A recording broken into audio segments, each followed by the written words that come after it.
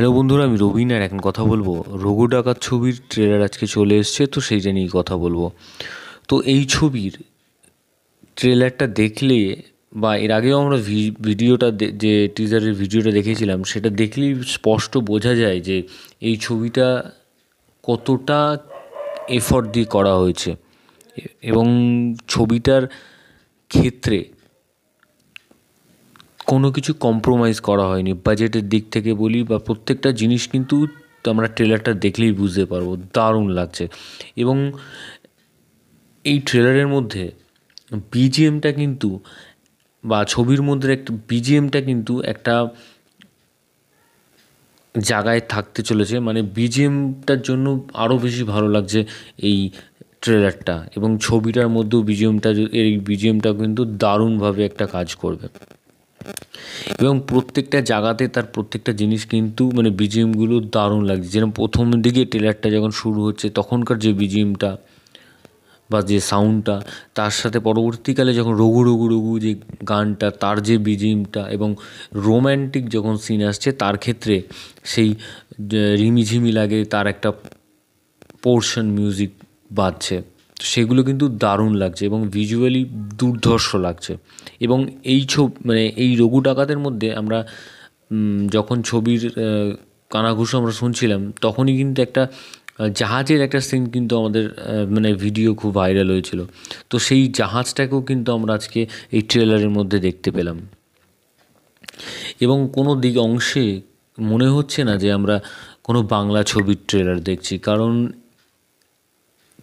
এই ছবির ক্ষেত্রে বাজেটটা কিন্তু যে বাজেট প্রত্যেকটা জায়গাতে বোঝা যাচ্ছে যে খরচা করা হয়েছে এই ছবির ক্ষেত্রে।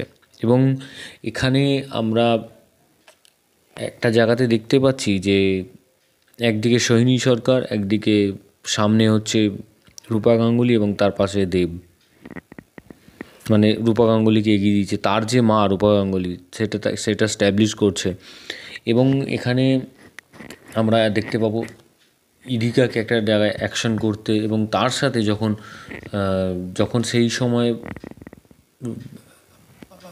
আমাদের সোহিনীও যখন অ্যাকশন করবে তার দিকে দেখবে সে কীভাবে মানে মারছে সেটা ইদিকা দেখবে, এবং তার মধ্যে যে একটা কিছু মানে হচ্ছে সেটা বুঝতে পারবে যে দেবকে হয়তো ভালোবাসতো এই সোহিনী ক্যারেক্টারটা, কিন্তু রঘুর মানে দেব ভালোবাসে আবার ইদিকাকে।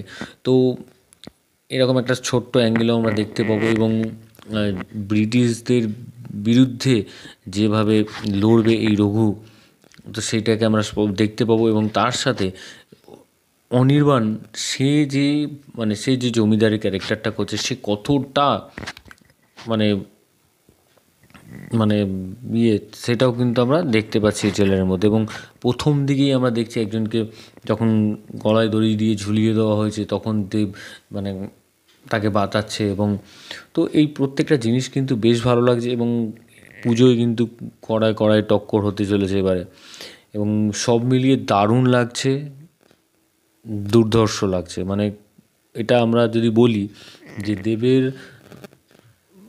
দেব বলেছিল যে সে খাদানের থেকেও অনেক গুণ ভালো ছবি, মানে সব দিক থেকে বেটার ছবি বানাবে, তো সেটা কিন্তু রঘু ডাকাত হতে চলছে। এবং রঘু ডাকাতের ক্ষেত্রে হয়তো অনেক প্রশ্ন থাকতে পারে যে রঘু ডাকাত তাকে এরকমভাবে নাচ গান নিয়ে করা হয়েছে, তবে রঘু ডাকাত ছবিটা সেটা কিন্তু আমরা যে পুরোপুরি তার সম্বন্ধে আমরা জানি না, সে একটা লেজেন্ড মানুষ, তো তার সম্বন্ধে আমরা কিন্তু খুব একটা জানি না, যেটা লোককথা শুনেছি। তো মানে আমরা যেরকম শুনেছি বা তোমরাও শুনেছো, তো সেইটা থেকে নিয়ে তাকে তার মতন করে মানে কমার্শিয়ালভাবে প্রেজেন্ট করা হয়েছে, তো সব মিলিয়ে কিন্তু দারুণ। এবং আমরা অনির্বাণের গলায় একটা ডায়লগও শুনতে পাচ্ছি যে ডাকাত ডাকাত হলে আপদ, কিন্তু বিপ্লবী হলে বিপদ। কারণ ডাকাতকে লোকে ভয় পায়, বিপ্লবীকে লোকে মানে ভালোবাসে। এবং দেবের গলায়ও আমরা মানে ট্রেলারের শেষে একটা ডায়লগ শুনতে পাচ্ছি যে বনের বাঘ রাস্তার কুকুরের হাতে মরে না, তো সেই ডায়লগ দারুণ লাগছে। এবং সব মিলিয়ে আমার বেশ ভালো লেগেছে। এবং দেখা যাক এখন ছবি রিলিজের তো অবশ্যই একটা ভালো রেসপন্স আমরা দেখতে পাবো। তো ভিডিওটা তোমাদের যদি ভালো লেগে থাকে তোমরা কমেন্ট সেকশনে কমেন্ট করে জানিয়ে দাও, এবং সাবস্ক্রাইব করো চ্যানেল পে বাংলা পিপি, এবং বেল আইকনে ক্লিক করতে ভুলো না। বেল আইকনে ক্লিক করলে তোমরা সবার আগে নোটিফিকেশান পেয়ে যাবে। ধন্যবাদ।